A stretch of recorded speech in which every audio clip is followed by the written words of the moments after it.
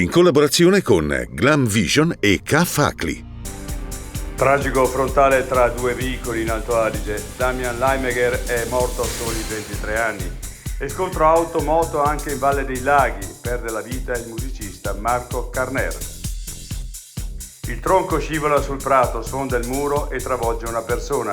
Momenti di paura in una malga in Alto Adige. Sul posto i vigili del fuoco e l'elisoccorso. Un anno fa la tragedia della Marmolada. Una targa per ricordare le 11 vittime. Il sindaco, sentimenti contrastanti e che stridono, ma che sono l'essenza della montagna. Ho sempre affrontato le difficoltà con grinta. Allievi operatori del centro ANPAS in Primiero ricordano Jennifer Bettega. I suoi racconti trasmettono tanta forza. A curare e mungere 71 vacche l'estate in Maiga per Giorgia e Annalisa. Il cellulare?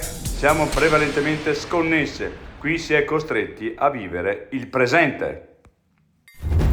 Angela, sono tornato. Come ogni anno!